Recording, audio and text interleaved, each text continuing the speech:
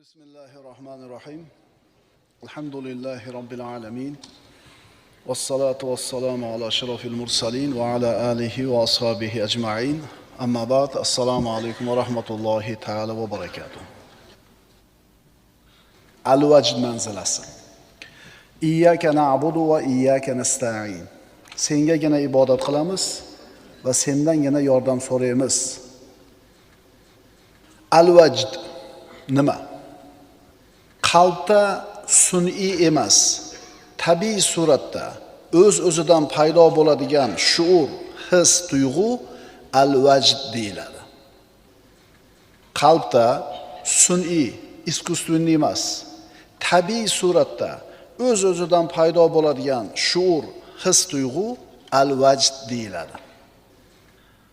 Yana aytiladi, al-vajd qalbda chaqmoq kabi bir chaqnab, yoltirab, so'ngra tezda so'nib qoladigan his, shuur. Ma'ruza eshitasiz, ko'zingizga yosh keladi. Tilovat eshitasiz, ma'nosini tushunmasangiz ham qandaydir ko'zingiz yoshlanib, qalbingiz erib ketadi. Keyin to'xtab qoladi. Mana shu al-vajd. Yana aytiladi, al-vajd bu qalbda paydo bo'ladigan muhabbat, ishq va ulug'lash kabi his tuyg'ularning natijasidir. Al-vajd so'zini birodarlar arab tilida 32 ta sinonimi bor ekan. Al-vajd so'zini 32 xil ma'nosi bor ekan. Insonni qalbidan kechadigan his tuyg'ularning 32 xil ko'rinishi. Shularning ichidan 5 tasini tanlab olsak, o'shalarni umumiy o'z ichiga oladi deymiz. Birinchisi ishtiyoq. Tushunamiz ishtiyoq nimaligini. Ikkinchisi hanin, sog'inch. Uchinchisi shag'of, qattiq muhabbat. Yusuf alayhisalomni sayyidasi zinoga taklif qilganida, ana shu Misrning zodagonlarining ayollari uni ishidan xabar topib, qod shag'ofaha hubba deyishgan edi. Ha, quli yuragidan urib qopti-da deyishgan edi. Shag'of, qattiq muhabbat. To'rtinchisi ishq. Ishq tushunarlik. Beshinchisi rog'ba, xohish, ishtiyoq. Mana shu narsani hammasini qo'shsangiz al-vajd bo'ladi. Demak, juda ham keng ma'noni o'z ichiga olgan so'z. Al-vajd saodat shuurlari. Din deganda birodarlar biz nimani tushunamiz? Aqida, ibodat, axloq, muomala, amr va nahiylar. Endi haqiqiy din deganda biz shularga qo'shimcha ravishda yana shuurlarni ham tushunishimiz kerak. Inson robot emasda, inson iskustvenniy intellekt emasda, hamma gapingizga cho'tki javob beraveradi, lekin unda his tuyg'u yo'q. Qanday shuurlar? Mo'min banda his qiladigan shuurlar. U shunday his tuyg'u shuurlarki, ular tufayli mo'min baxtli bo'ladi. Banda Allohning roziligiga qarab yurib borar ekan, mana shu sayrida bu shuurlarning ahamiyati juda ham katta. Agar mana shu shuurlar bo'lmasa, mo'minning qalbiga saodat olib keladigan shuurlar bo'lmasa, din faqat ma'lumot, jasad bilan yotib turib qiladigan amal, fikr, tushuncha, saqofat bo'lib qoladi. Agar bu shuurlar bo'lmasa, ma'qulmi? Faqat uni musulmonligi shakli bo'lib qoladi xolos. Din odamlarni qiynaydigan quruq amallarni o'zi bo'lib qoladi xolos. Mana roza tutyapmiz. Shu shuur bormi, yo'qmi? Chanqadingiz, saratonda roza tutganda qiylandingiz, tomog'ingiz quridi, holingiz quridi, quvvatingiz ketdi.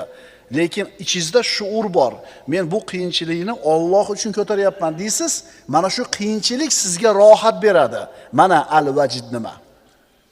Oziqmayapmiz a? Hozir kunlar salqin, qisqa, chanqamayapmiz ham, och ham qolmayapmiz, yuribmiz a? Lekin o'sha saratonda roza tutdik bir 15 yil burun. Eslanglar. O'sha paytda eslanglar-da.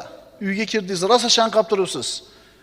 Suv turibdi xolodilnikda, yo bir qanday kompot turibdi, muzdek choy turibdi. Haligiga qaradingiz. Nafs nima deydi? Kim ko'rib turibdi deydi. deganda ichingizda kurash ketadi. Yo'q, Alloh uchun qilyapsan. Ertaga Allohning oldiga borganda Parvardigor sen uchun mana shu narsalarni tashlab jonimni qiynaganman deysiz. Tushundinglarmi mavzuni? Al-vajd mo'min bandani saodatli qiladigan his, tuyg'ular, shuurlar. Ana shu shuurlar, hislar bandani Alloh tomonga yetaklaydi. Payg'ambarimiz sollallohu alayhi vasallamning mana shu mashhur hadislari salasun man kunna fihi wajada halawatal iman. Kimda mana shu 3 ta narsa bor bo'lsa, ana shu inson iymon halovatini totibdi. Birinchisi, Alloh va Rasuli u uchun boshqa hammadan afzal, sevimli bo'lsa. Ikkinchisi, bir kishini yaxshi ko'rsa, faqat Alloh uchun yaxshi ko'rsa. Uchinchisi, Alloh uni kufrdan qutqarganidan keyin yana shu kufrga qaytib qolishlikdan qo'rqsa, xuddi o'tga tushishlikdan qo'rqqanidek. Mana shu 3 ta narsa qalbida topilgan odam, mana shu 3 ta narsani o'zida mujassam qilgan odam, mana shu biz aytayotgan saodat shuurini, al-vajdni his qiladi. Iymonning ta'mi bor. Iymonning halovati bor. Ana shu narsani totib ko'rmaguncha mo'min saodat topa olmaydi. Mana sinonim so'zlar: his, tuyg'u, shuur. Ha? His, tuyg'u, shuur. His va shuur ikkita so'z.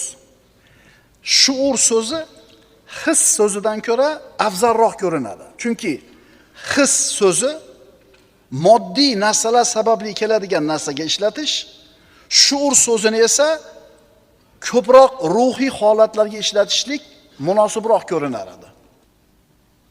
His moddiy narsalardan, shuur qalbga tegishli ruhiy holatlarga ishlatishlik. Masalan, mana hozir his bilan shuurni farqini bilamiz. Mavzuga kirishdan avval bitta misol aytamiz. Mana shu his bilan shuurni farqini bilib olaylik. Savdogar 1 millionga bir molni sotib oladi-da, bir haftadan keyin 1 million 200 mingga sotadi. 20% foyda qildi. 200 ming so'm foyda qildi. Mana endi 200 ming foydani ko'rgandan keyin xursand, kayfiyati chog', so'zlari muloyim, yuzida tabassum, ko'zi yonib turadi. Mana shu xursandchiligini atrofdagilarga ko'z-ko'z qiladi-da, mana shu xursandchiligini, kayfiyatini ulashishga harakat qiladi. Unga hazil qiladi, buni kuldiradi. Ha, kayfiyati nima? 200 ming foyda qildi-da. Lekin bularning barisi o'sha 200 mingning xursandchiligidan, foydani quvonchidan. Ammo bu his vaqtincha. 3 kundan keyin u xursand qilmay qo'yadi o'sha. Tushundingizmi?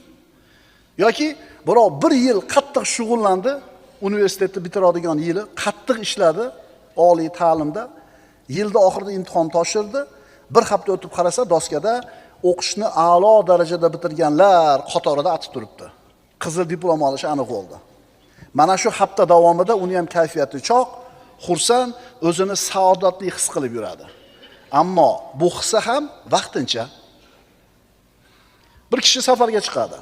Bu ham bir chiroyli, bir go'zal manzarali joyga, qo'lida yaxshigina puli bor, yonida oilasi, farzandi, hech qanaqa qo'rquv, vahima yo'q.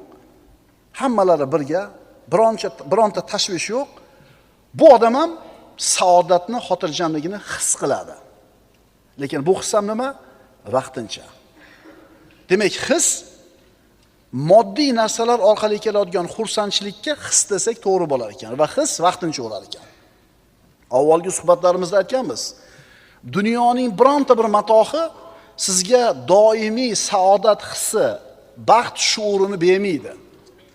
Aytdik-ku, pul topganda bir quvondingiz, uy olganda bir quvondingiz, keyin oddiy bo'lib qoldi. Uylanganingizda bir quvondingiz, keyin oddiy bo'lib qoldi va hokazo. Dunyoning bironta matohi sizni doimiy o'zingizni saodatli his qilishigini bera olmaydi. Endi yana bitta kishi bor. Mo'min. Bu o'zini taqvosi bilan, istiqomasi bilan Allohga yaqin bo'ladi. Pokiza amali bor, savobli amali bor va mana shu qilgan ishlari sababli iymonning halovatini, iymonning mazasini totib ko'rgan. O'shuning uchun bu odam aytadiki, yer yuzida mendan ko'ra baxtliroq odam yo'q deydi. Bu odam qarang, ana shu savobli amallari bor va sog'lom aqidasi bor. Itoati bor, go'zal xulqi bor, uni kutib turgan jannati bor.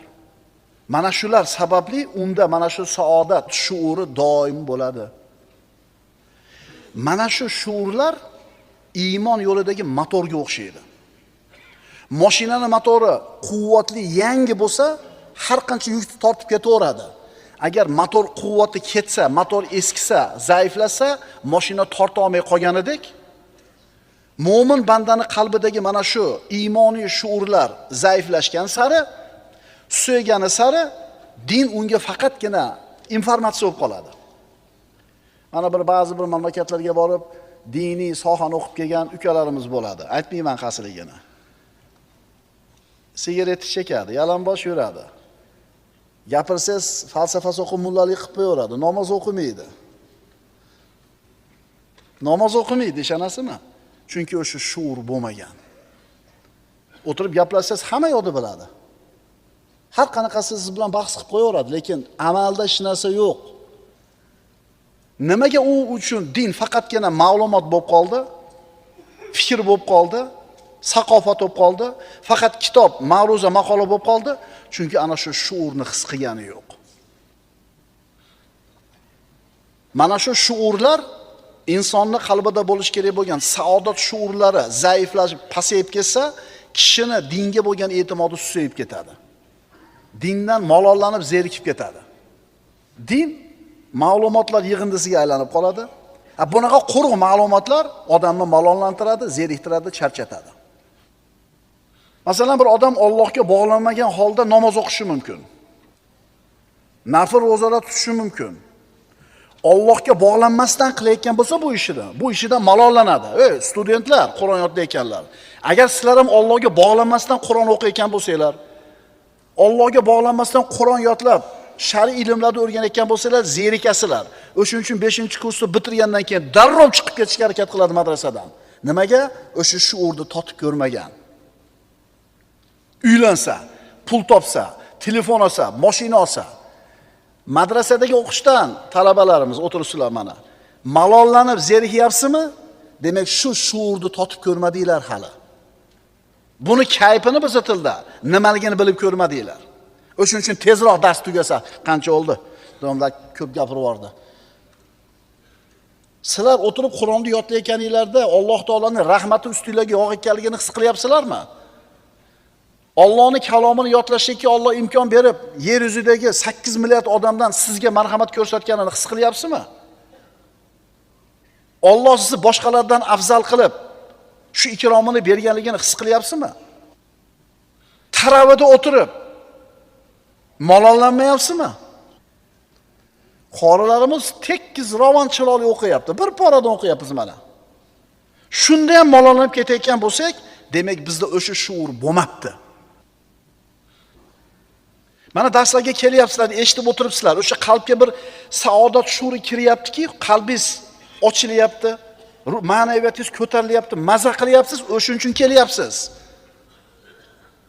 Agar o'sha shuurni qalbingizga bu madrasadagi ta'limingiz, o'qiyotgan Qur'oningiz, qilayotgan sadaqangiz, tutayotgan ro'zingiz shu shuurni bermayotgan bo'lsa, bu amaldan tezda zerikasiz.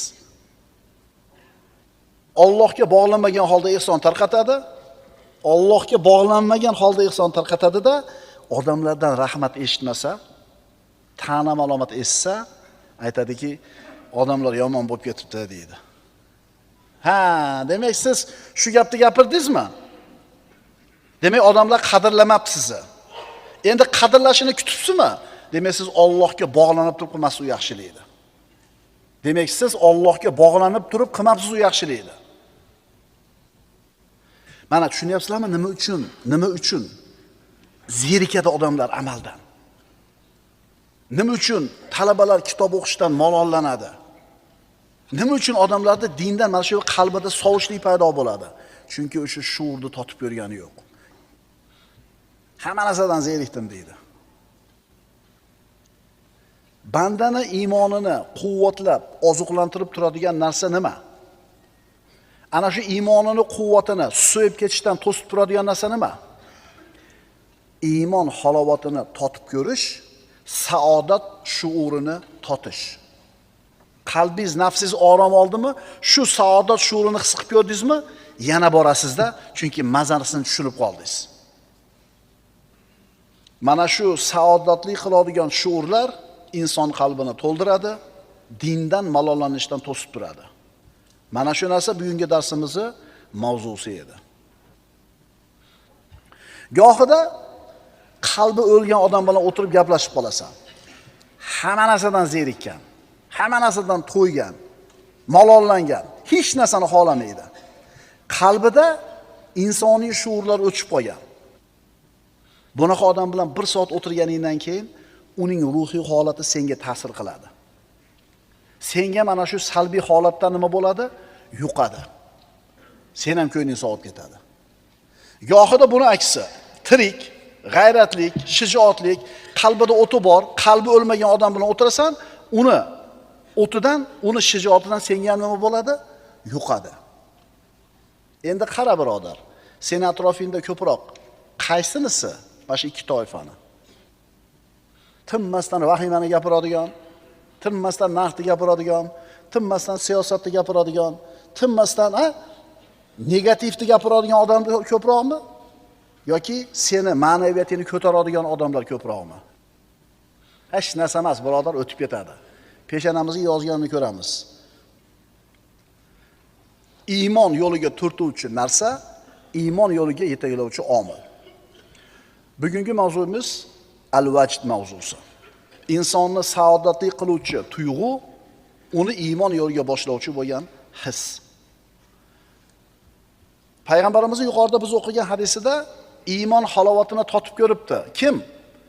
Alloh va Rasuli hamma uchdan ko'ra unga sevimliroq bo'lsa. Kimda iymondagi huzur, halovat shuuri bo'lar ekan, shunday odamdaki, u uchun Alloh va Rasuli hamma narsadan ko'ra sevimliroq. Ya'ni bir odamni yaxshi ko'rgan bo'lsa, u faqat Alloh uchun yaxshi ko'radi. Va bir ishni qiladigan bo'lsa, Allohning roziligi qiziqtiradi xolos. Odamlar nima deydi? Xotini rozi bo'ladimi, yo'qmi farqi yo'q. Muhim Allohning rozi bo'lishi. Masalan, bir ish qilmoqchisiz, dunyoviy foyda bor. Uni qilsangiz odamlar ham xursand bo'ladi, ammo Alloh norozi bo'ladi. Nima qilasiz? Qaysi tarafga moyil bo'lasiz? Agar Alloh va payg'ambarning roziligini qo'yib, odamlarning roziligini tanlaydigan bo'lsangiz, ayolingizni ko'nglini istaydigan bo'lsangiz, dunyoviy bir foydani tanlaydigan bo'lsangiz, sizga hali iymon halovatini totishlikka yo'l bo'lsin. Qalbingiz torligicha, quruqligicha, o'ligicha turaveradi.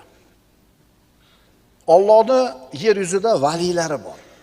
Ala inna awliya Allohi la xawfun alayhim va la hum yahzanun allazina amanu va kanu yattaqun. Avliyolar iymon keltirgan va taqvo qilgan insonlar. Ana shunday valilar bor. Ularga ko'zing tushishi bilan kim esingga keladi? Alloh esingga keladi. Ularning ko'rinishi o'ziyoq odamlarga Allohni eslatadi.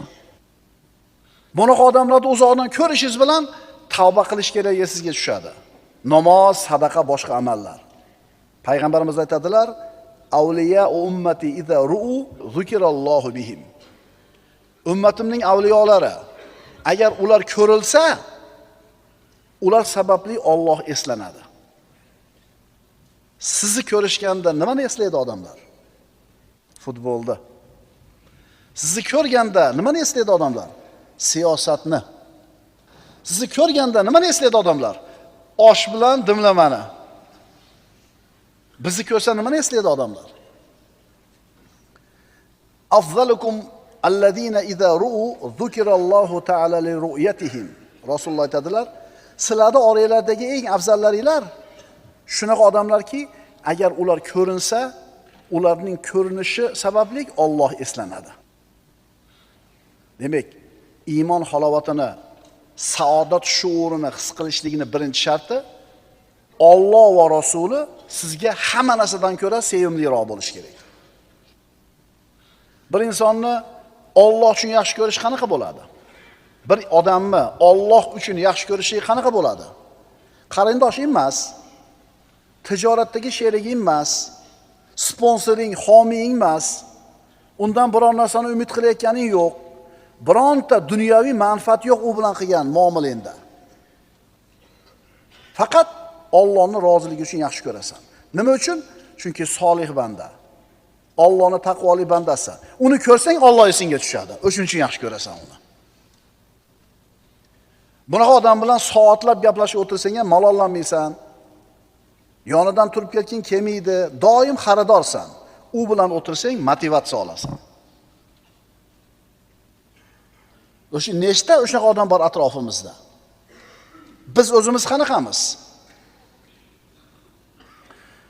Agar bitta odamni mana shunday yaxshi ko'rgan bo'lsang, demak sen iymon halovatini totibsan. Demak, hadisda aytilgan ikkinchi alomat bir kishini yaxshi ko'rsa, faqat Alloh uchun yaxshi ko'rsa. Uchinchi alomat وَمَنْ يَكْرَهُ أَنْ يَعُودَ فِي الْكُفْرِ بَعْدَ إِذْ أَنْقَذَهُ اللَّهُ مِنْهُ كَمَا يَكْرَهُ أَنْ يُلْقَى فِي النَّارِ.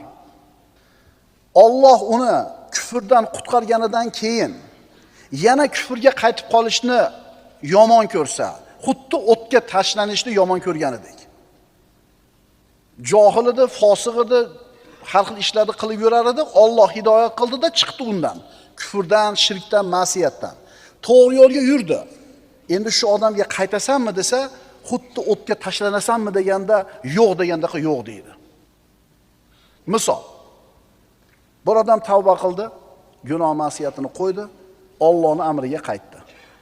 Keyin pushaymon edi. Tavba qilib, to'g'ri yo'lga qaytgandan keyin pushaymon edi. Aytadiki, oshnalarim deydi, kayf sapoda qilib, xohlaganini qilib yurishibdi. Men bo'lsa baylanib qoldim deydi. Endi 5 yil universitetda o'qishim kerak deydi. Bir kun bormasam, ma'lumotga qolaman. Palon ishlarni qila olmay qoldim deydi. Madrasadagi bolalar, ulfatlar mashina minyapti, qimmat telefon tutyapti, zo'r kiyinishyapti, cho'ntagida puli bor, har kuni kafeda o'tiribdi. Madrasaga kirganingizga pushaymon yevorasiz.